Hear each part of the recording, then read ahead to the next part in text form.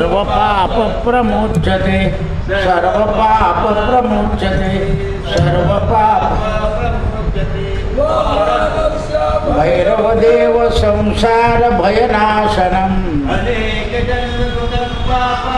दर्शनेन विनश्यन्ति दर्शनेन श्रीराम जय राम जय जय राम श्रीराम जय राम जय जय राम श्रीराम जय राम जय जय राम श्रीराम जय राम जय जय राम राजाधिराज रामचंद्र भगवान पवन सुत हनुमान उमापति महादेव नमः पार्वती पतये हर हर महा सीताकांत स्मरण जय जय राम जय जय रघुवीर दिगंबरा दिगंबरा श्रीपाद वल्लभ दिगंबरा दिगंबरा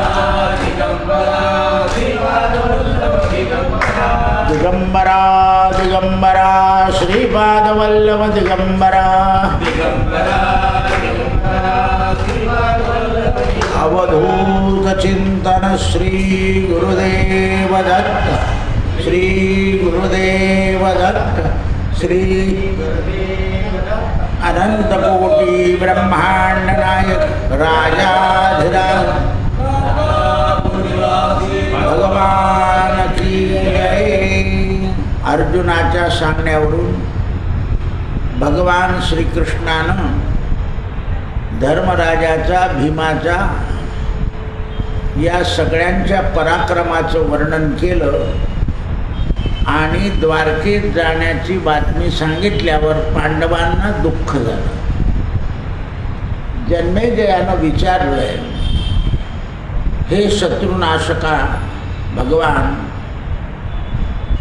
मी असं ऐकलंय की दुःखाच्या निरसनाकरता एकदा अर्जुनानं भगवंताला सभेमध्ये बसवलं आणि बसून दुःखाचा वार्तालेप करताय. काहीतरी विचारायचं म्हणून प्रश्न टाकलाय. वैशंपायन म्हणतात, श्रीकृष्णासहित अर्जुनानं पूर्ण राज्याचा अधिकार धर्मराजानं सांभाळल्यानंतर त्या सभाभवनामध्ये काहीतरी एक कार्यक्रम करावा म्हणून भगवंताला एका सिंहासनावर बसवलं. पाऊस सुरू झाला ना. देवाला सिंहासनावर बसवलं आणि आपण दोघं मित्र आहोत या भावनेनं सभामंडप पूर्णपणे भरला असताना भगवंताचं अर्चन केलं, पूजा केली आणि पूजा केल्यानंतर अर्जुनानं विचारलं की देवा, हे देवकी नंदना, युद्धामध्ये तुम्ही माझ्याजवळ उपस्थित होते. युद्धात अतिशय सुंदर प्रसंग आहे, म्हणजे मला दुपारपासून केव्हा सांगेल याचा आनंद झाला आहे. तर ते उपस्थित असताना ईश्वराचं दर्शन कसं करावं हे तुम्ही गीतेत मला सांगितलं, पण मला काही समजलं नाही. कारण हे केशवा, मी स्नेहवश झालेलो होतो.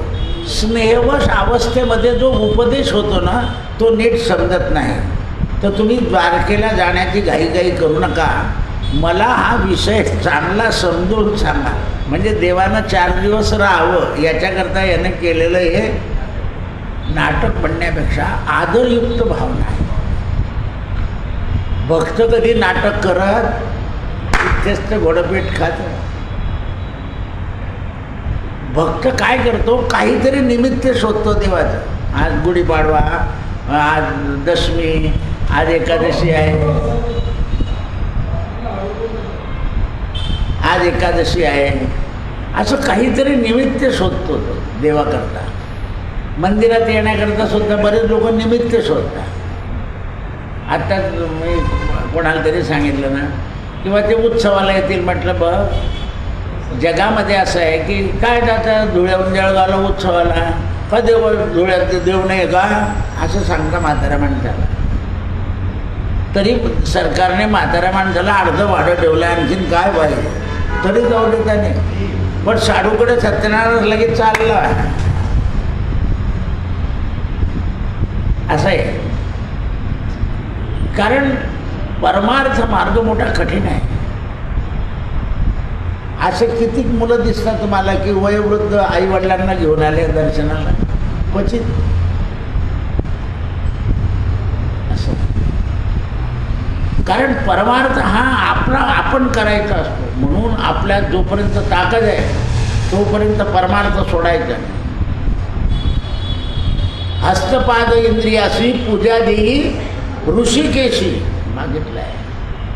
जोपर्यंत तारुण्य आहे तोपर्यंत हे शरीर जेवढं झिजवता येईल, देवकाजी झिजे देह ज्याचा, रामराया झिजू दे रे, नुसतं म्हणण्यापुरतं नाही, तर प्रॅक्टिकल आलं पाहिजे. हां, जेव्हा गात्र गलित होता ना त्यावेळेला स्मरण करत राहा. जोपर्यंत गात्र चांगले आहे तोपर्यंत चलन आणि स्मरण दोन्ही करा.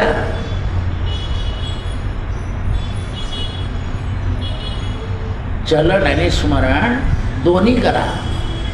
कारण चलन नाही केलं तर शरीर जड होईल, आणि जड झालं तर जड कोणत्याच उपयोगाला येत. म्हणून अवजड वाहन जात असलं की बाकीच्या वाहनांनी सावध राहील. अवजड आहे शरीरसुद्धा, अवजड नको. वैशंपायन म्हणतात, अर्जुनानं असं म्हटल्याबरोबर भगवान श्रीकृष्णानं अर्जुनाला गळ्याशी लावलं, उत्तर द्यायला सुरुवात. गळ्याशी तर लावलं पण उत्तर इतकं कडक आहे.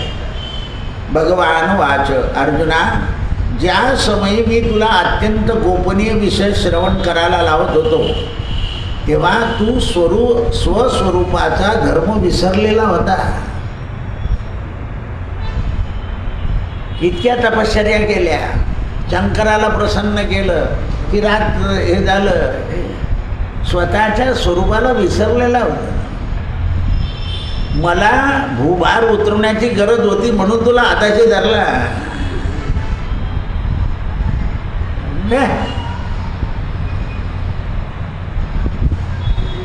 आता नातं भाडं काही नाही, राजाचा भाऊ आहे हे पण नाही, उपदेश करताय. सनातन पुरुषोत्तम तत्वाचा परिचय, शुक्ल कृष्ण गतीचं निरूपण, नित्य लोकाचं वर्णन तुला मी सगळं गीतेत समजवलं. पण मला खेद असा होतो, मी सांगत होता असताना तू श्रद्धाहीन बुद्धिहीन होता. माझ्यावर श्रद्धा असती तुझी तर मला तुला इतकं तयार करावं लागलं नसतं. तरी मी सांगितलं होतं, श्रद्धावान लभते ज्ञानम. मी सांगत होतो.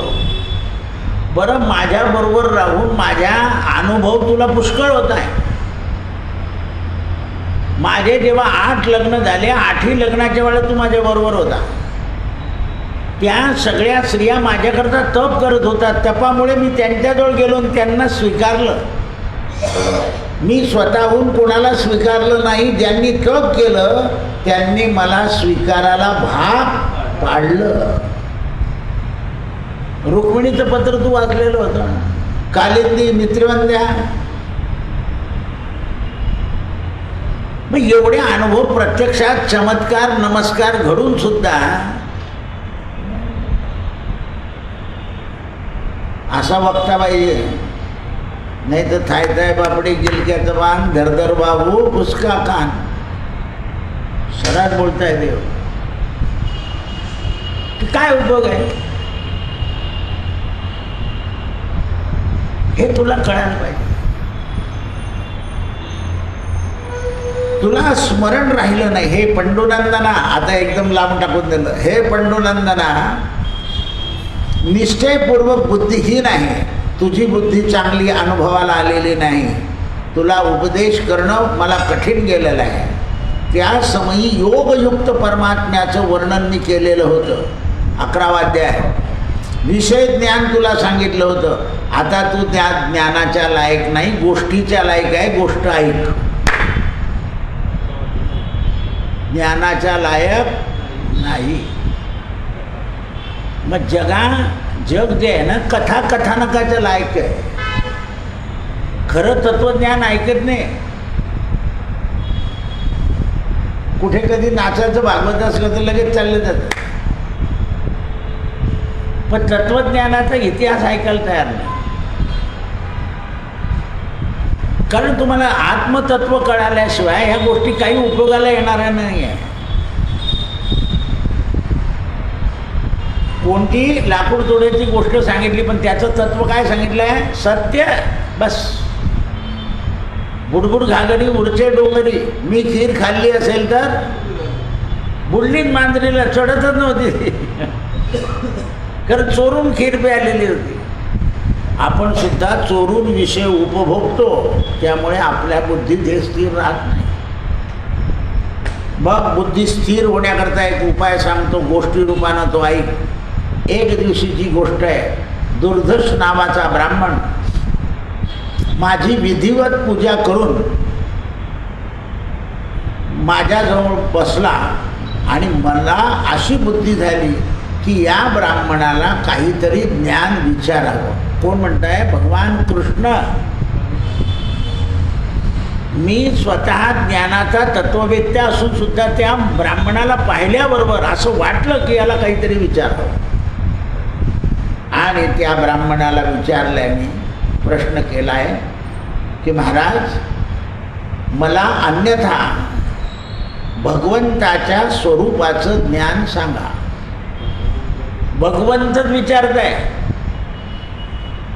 त्या ब्राह्मणाला सांगितलं. तो ब्राह्मण म्हणाला, मधुसूदना, तुम्ही सर्व प्राण्यांवर कृपा करणारे आहे, त्यामुळे तुमचा मोहनाश झालेला आहे. तुम्ही सर्व प्राण्यांवर कृपा करा. मी काल सांगितलेला हा जो पर्जन्य पडला आहे, आपल्याला वाटतं आपलं नुकसान आहे, पण ईश्वराची काहीतरी योजना असल्याशिवाय नाही. आता ती आपल्याला कळत नाही आहे. आपण म्हणतोय नुकसान झालं आहे, नुकसान झालं आहे, पण ईश्वराची काहीतरी योजना आहे. कुठे काहीतरी ढवळाढवळ करायची आहे त्याला, आणि त्याकरता तो असं करतो. आता पहा, एकदम वातावरण शुद्ध झालं आहे. नसतं तर काय झालं असतं? या उन्हानं, याच्यानं, या प्रदूषणानं विपरीत झालं असतं, रोगराई वाढली असते. आता हा पडला ना, ते कारण आहे त्याच्याजवळ. आपण वस्तुस्थिती पाहतो.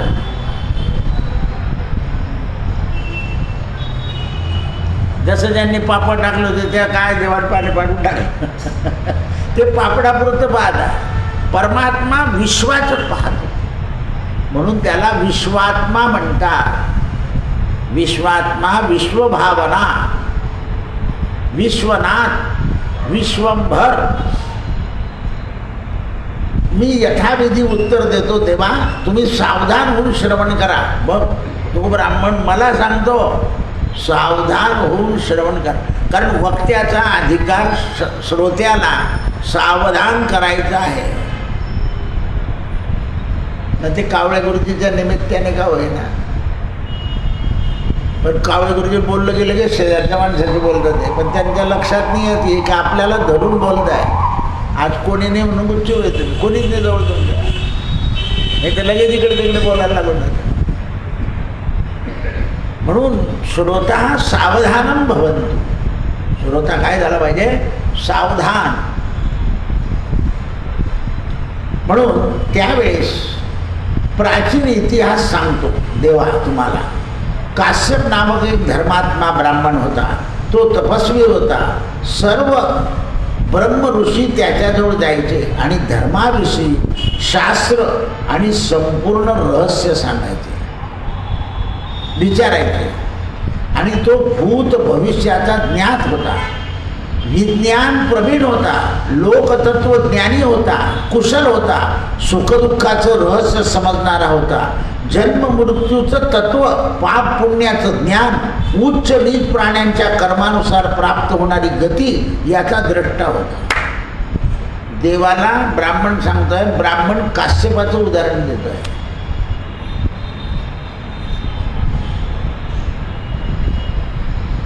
इतका ज्ञात होता तो, आणि इतका ज्ञात असल्यामुळं विश्वरचनेची सिद्धी,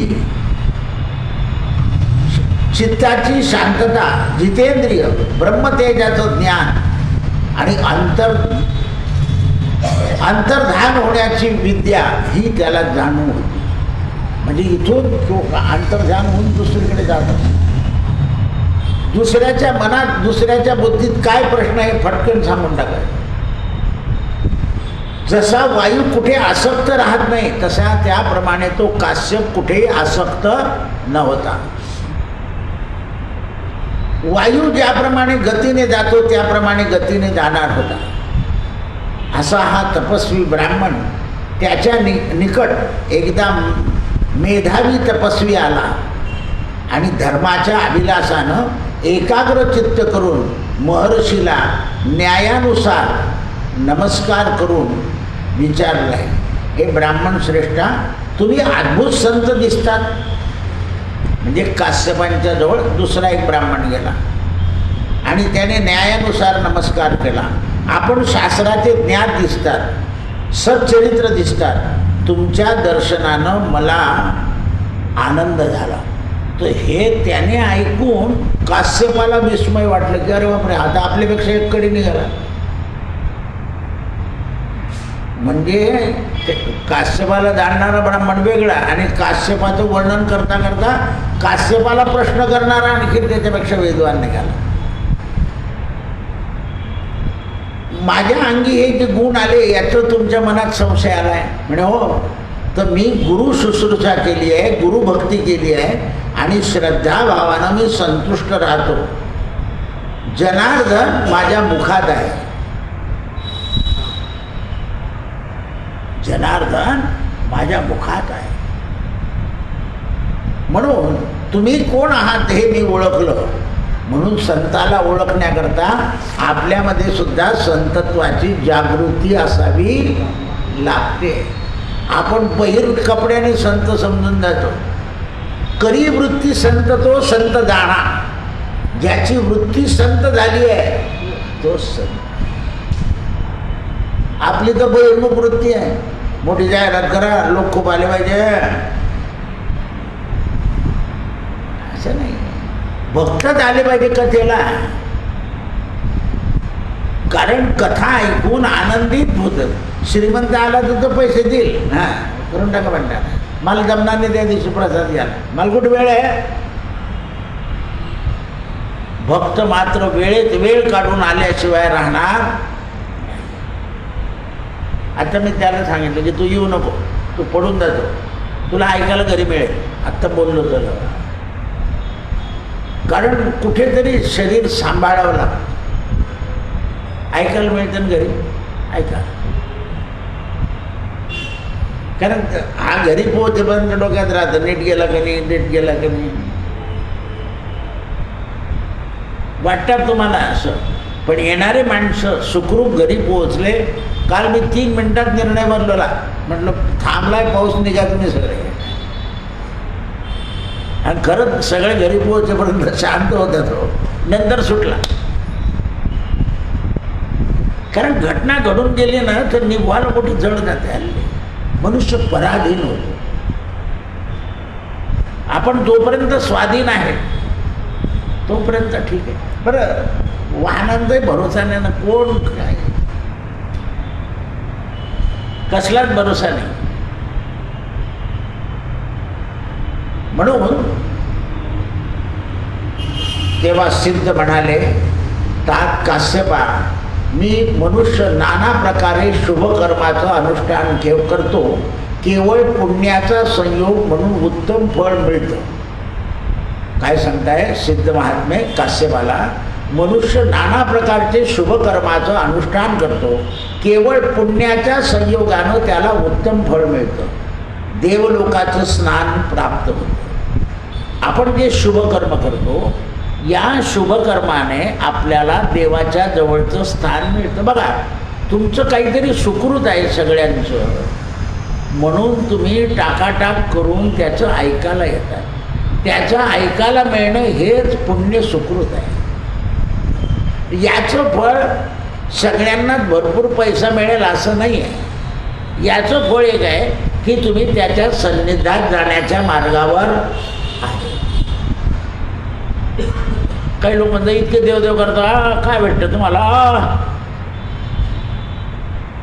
जेव्हा तो वैतागतो तेव्हा इकडे येऊन शांती मिळाली, दुःख देतो, आलो असतं तर बरं झालं असतं, मनातला मळ निघून जातो, असा पुथून बोलतो. असं लक्षात. तो प्रसाद उरला ना तर आता आम्ही दोघांनी गोष्ट केलं, म्हटलं का रे तिथे वाटायला जावं लागायचं ना. घ्यायचे नाही काही लोक, काय भुसकुट आणलं भुसकुट. पण जे लोक आहे ना ते म्हणतात राम मंदिरातल्या सोंटवड्यासारखा सोंटवड्या. एकदा ते स्वामीनारायण मंदिर आहे ना, तिथला एक ट्रस्टी आला होता, मला म्हणे महाराज तुम्ही काय घ्याल सुंटवड करून द्यायचं. म्हटलं इथे का दुकान लावलं आहे, कोणी सांगितलं तुम्ही, हे सरकारी मंदिर आहे, इथे अशाही अपेक्षा नाही करायच्या, हे कोणाला काही करून बिरून देत नाही. बरं ते तिकडेच पाय म्हटलं, तू कुठं होत असेल तिथे, यापुढे असं विचारायला यायचं नाही. असं आहे मंदिराची. तुम्हाला महती माहीत नसेल तर नका करू, पण आमचं मंदिर म्हणजे काही असं हे नाही. प्रसाद ज्याला त्याला योग्य त्याने मिळतो. आम्ही असं करून विकत नाही म्हटलं, सांगून टाकलं. आता काल थोडाही लोक आले होते, आज कुठेतरी मोठं संमेलन होतं. मी माझ्या गव्हर्नमेंटच्या मंदिरात आहे, मला असं येता येणार नाही, मर्यादा आहे मला, असं काही बोलता नाही येणार.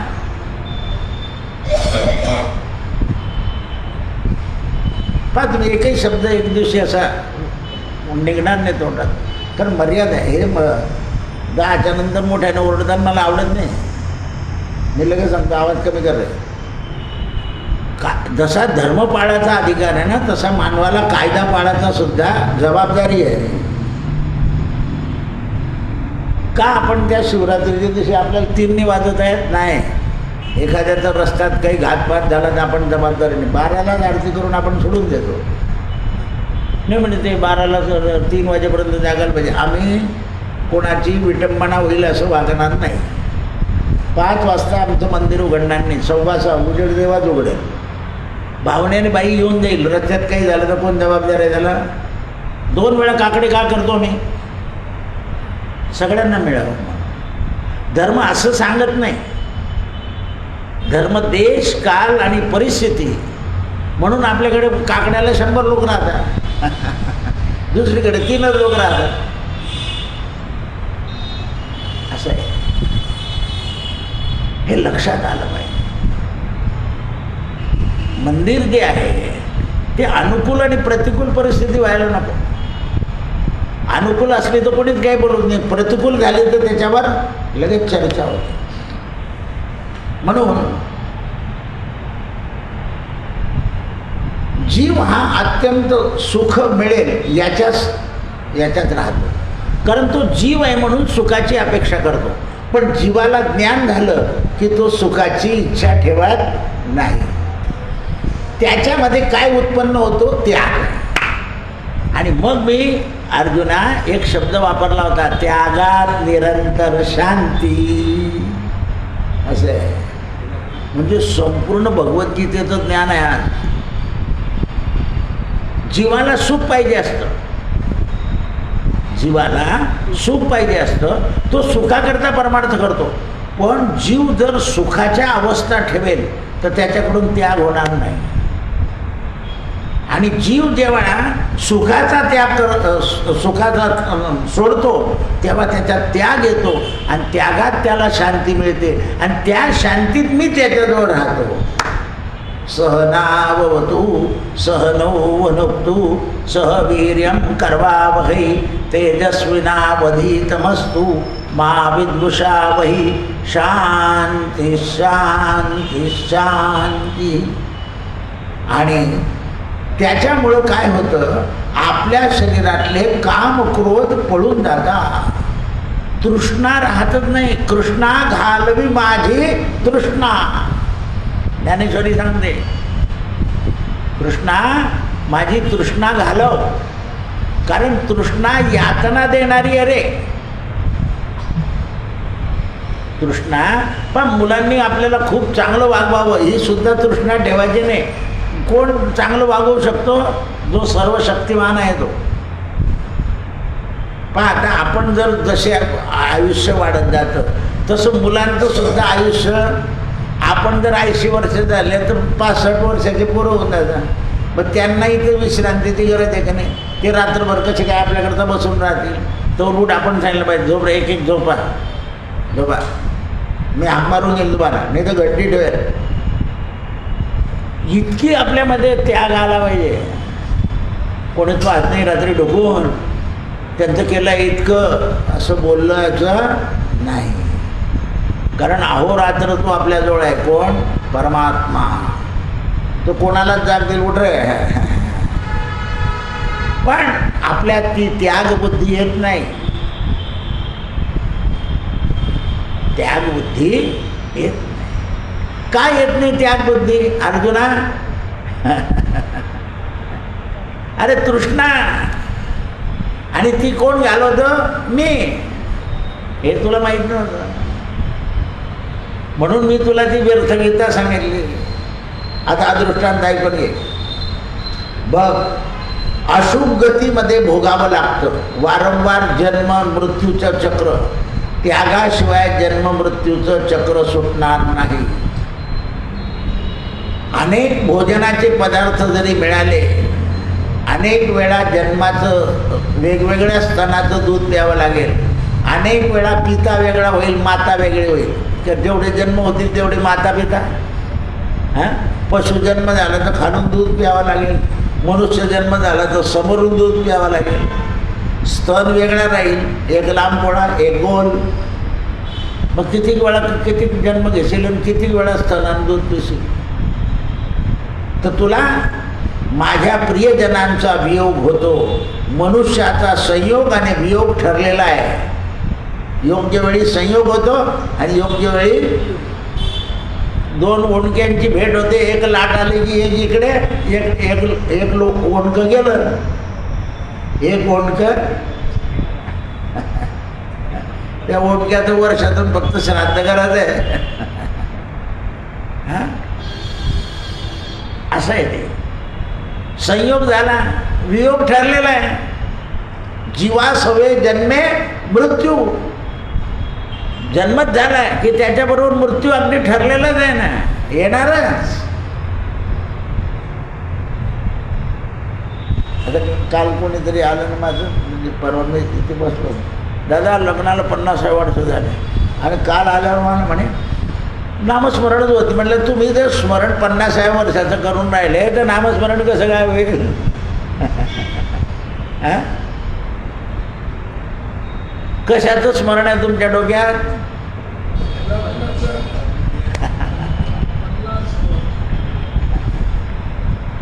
मग नामस्मरण होणारच नाही. हे सगळं विस्मरण झालं तरच नामस्मरण होईल. आशीर्वाद द्या म्हणे, आशीर्वाद देता नाही येणार. कारण स्मरण दुसरं आहे ना. मरण येत आहे तरी स्मरण आठवत नाही.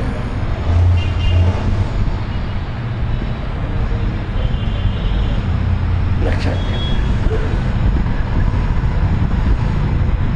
म्हणून विचित्र सुखदुःखाचा अनुभव म्हणजे संसार आहे. प्रियजनांचा वियोग आणि अप्रिय लोकांचा संयोग हा असतो. मग मी देव अवतार घेतल्यावर सुद्धा राक्षसांच्या बरोबरही जावं लागतं, भक्तांच्या बरोबरही जावं लागतं. मलाही काही गडबड कमी नाही आहे. पण मी माझ्या भक्तांकरता धावून जातो. आणि अभक्तांच्या अंगावर धावून त्यांचा नाश कर. कारण माझे भक्त देहाचा त्याग करतात आणि अभक्त भोग भोगतात. म्हणून राजा असो, प्रधान असो, नौकर असो या प्रजा असो, कुठेतरी मान अपमान शरीराच्या मागे लागलेलंच आहे. पण बऱ्याच लोकांना गावात मान मिळतो, घरात अपमान होतो. बाकीच्या लोकांना वाटतं यांनी आपल्या घरी यावं, घरच्या लोकांना वाटतं यांनी लवकर बाहेर जावं.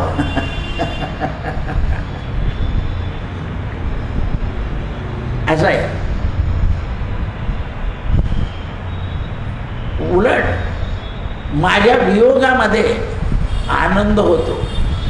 मी दूर गेला की लोक जास्ती भावनेनं मला हाक मारतात, पण मलाही सुद्धा माझ्या भक्तांची भावना आठवत राहते. कारण मी भावाच्या बळानेच आकळतो. भाव बळे आकळे, एरवी ना आकळे, करतळे आवळे तैसा हरी. मला घ्यायचं कसं म्हणे, पारियाचा रवा घेता भूमीपुरी, यत्नो परोपरी साधन तैसे. काय साधन त्याला? तर प्रयत्न. म्हणून मीठ सांडलं की ते भराच्या भानगडीत नाही पडायचं. कारण मीठ नाही सांडलं नाही भरलं तर डोळ्याच्या पापणीने यम भरायला लावतो म्हणे. कारण ते सागरातलं एक रत्न आहे. मी 14 रत्नापैकी एक रत्न आहे ते जर तुमच्या शरीरातलं कमी झालं तर जास्त झालं तर सुजून जाल. मग काय करायचं? तर मीठ सांडलं की त्याच्यात पाणी ओतायचं. कारण मीठ कशापासून बनलं आहे? म्हणून ताटात सुद्धा उरलं की ज्ञानी लोक काय करतात, त्याच्यात थोडं पाणी टाकून देतात. असं आहे.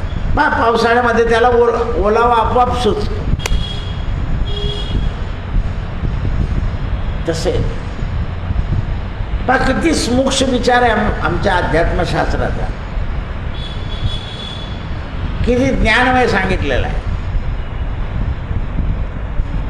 हे अर्जुना, मनुष्याचा संचय जसा होतो तसा धनाचा सुद्धा संचय होतो. मनुष्य कष्ट करून धन मिळवतो आणि देखत देखत ते नष्ट होऊन जातं. पण धनाचं असं आहे, एखाद्याचं सगळं चाललं जातं. नुसते साखरपुड्याला जाताना लोक तरी तेवढ्या वेळात गेलं. म्हणून काय केलं पाहिजे? सगळ्यांनीच जायचं. नाही आज स्वयंपाक जेवायला जायचं. बरे अरे घरी काय रे, बरे म्हातारवी असे झाले. आता काय कुठं शेवटचं जाऊ.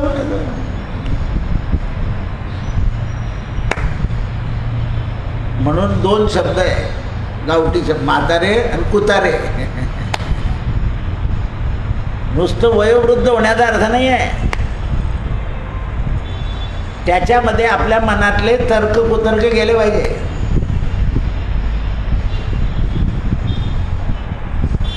मनामध्ये अभ्यास असेल तर वय काही झालं तरी मनुष्याचा अभ्यास जात नाही. बघ किती कष्ट आहे. मान अपमान, अत्यंत दुःख, शरीराची मानसिक वेदना आणि प्राणांत दंड. जरी इथे कैद नाही झाली तर यमाच्या कैदीत जावं लागतं, नरकात पडावंच लागतं, यमलोकात जावंच लागतं. या लोकातला जन्म, मनुष्य जन्मात बालपण आहे, तरुणपण आहे, म्हातारपण आहे, रोग आहे, राग आहे, द्वेष आहे, द्वंद्व आहे, हे सगळे अनुभव वारंवार करावे लागतील. या क्लेशातून सुटायचं असेल तर अर्जुना, मोठे मोठे लोक माझं नाव घेतात. म्हणे तेव्हा कोणतं नाव आहे तुमचं? आता इतकं सांगितलं म्हणे, प्रणत क्लेश नाशाय गोविंदाय नमो नमः. आपल्या प्राणाचा क्लेश होऊ नये याकरता माझं नाव हे मोठे मोठे लोक घेतात. हे तुला सांगितलं मी. तू काय करतो? तो सिद्धमुनी त्याला सांगतोय, काश्यपाला, काश्यप दुसऱ्या ब्राह्मणाला सांगतोय आणि मी विचारतोय त्याला. कारण माझं ज्ञान बरोबर आहे का नाही हे सिद्धाकडून मी सिद्ध करून घेतो. म्हणून आपण पुस्तक लिहिलं की आपल्यापेक्षा हुशार माणसाला देतो ना, किंवा काही चुका असतील तर एकदा मग तो नोट्स करून देतो. असं आहे. पहा तुम्ही काही दिवशी आग्रहलेख येतो ना, त्याच्यात एखादा शब्द चुकून जातो, तर विद्वान माणूस त्याला मेसेज करून देतात की हे शब्द काढून टाका पुढच्या वेळेस, कारण त्याच्याने लोकांना धक्का बसतो. असे काही शब्द आहे की जे तसे नाही उच्चारायचे, वेगळ्या पद्धतीने होत. एखाद्या वेळा माणूस नाही आठवले तर लिहून टाकतो आपले बरोबर, पण विद्वान लोक म्हणून कोणताही लेख लिहिणारा खाली मोबाईल नंबर टाकतो, सुधारित पद्धत. म्हणजे विद्वान लोक लगेच त्याला मोबाईलने कळवून देतात, पुढच्या लिखाणात हे शब्द वापरू नका, सावधान. एवढं लक्षात नाही. कोणी काही दृष्टांत देतं, दृष्टांत सिद्धांतयुक्त पाहिजे. म्हणून दुःखाचा अनुभव वारंवार क्लेश करतो आणि तो क्लेश दूर करण्याकरता माझं नाव आहे. परमात्म्याला शरण जाणं म्हणजे समस्त व्यवहाराचा परित्याग करणं. ईश्वराला शरण जाणं म्हणजे सगळे जे व्यवहार आहे, व्यवहार सदन कशाने व्यवहार बंद केला का, पण त्याच्यातली सत्यता ठेवली, त्याच्यातली सत्यता ठेवली. आता मी तुम्हाला सांगितलं ना की मी ज्योतिष बंद ठेवलं आहे. येणाऱ्या माणसाला सांगायचं की बा का बंद ठेवावं लागतं, तर आम्हाला या 15 दिवसामध्ये या विद्येकरता उपासना करावी लागते. तर त्याला ते बरं वाटतं. तू काय 10-20 रुपयाकरता का माझा नेम मोडू असं बोललं तर त्याला काय वाटेल, त्याला समजेल असं बोलावं लागतं ना. मग तसं आपल्याला परित्याग करणं. आता एक कार्यक्रम होता ना काल, महाराज आले, तिथे मला बोललो, म्हटलं पण नाही, मला राम मंदिर सोडून येता येणार नाही. काही वेळा आपलं स्थिर सोडून जायचं नाही. काय हरकत आहे, हे बी तर देवाचं रामाने नाही सांगितलं जायचं. दुसरं जातच नाही कुठं, इथून घरून इथे ते व्रतस्थ राहावं लागतं. आणि ते आपल्या हिताकरता आहे, जगाच्या हिताकरता नाही. ते जगाला त्याचं काय म्हणतं, काय फरक पडतो, गाडीत तर जायचं, घ्यायला येऊन घेऊन जाऊ, लग्नाला यायला काय हरकत आहे नाही. हे ईश्वरी कार्य आहे.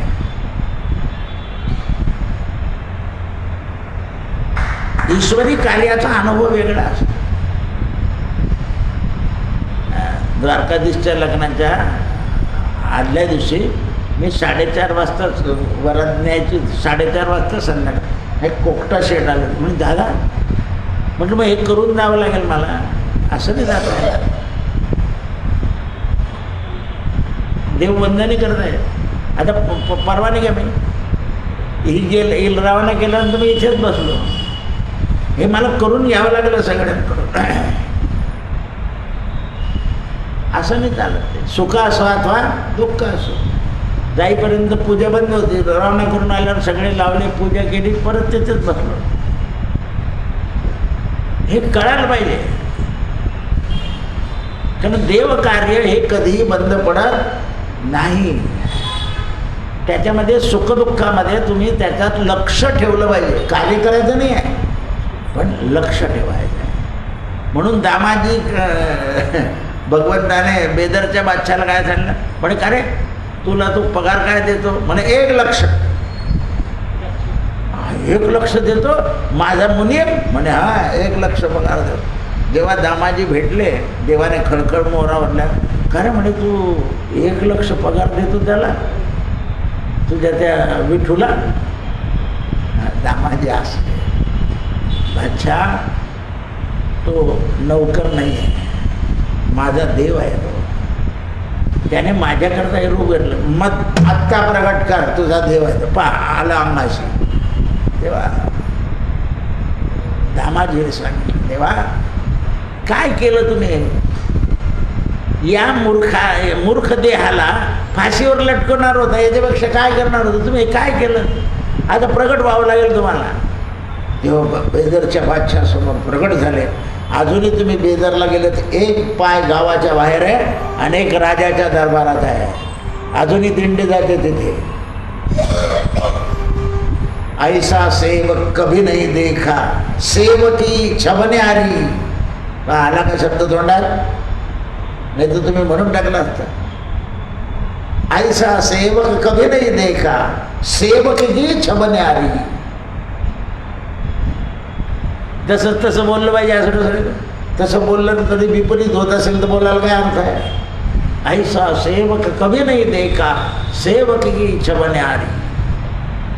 बादशाह म्हणताय तदा म्हणत श्रीहरी. असं म्हटल्याबरोबर तसेच प्रगट झाले. एक पाय इकडे आणि एक पाय इकडे.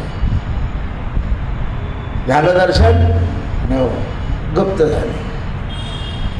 दामाजी काहीच बोलले नाही. पंढरपूरला आल्यावर मग पांडुरंगाने दर्शन दिलं.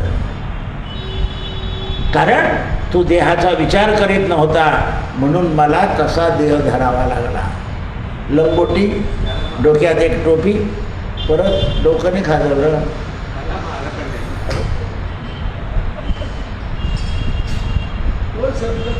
हा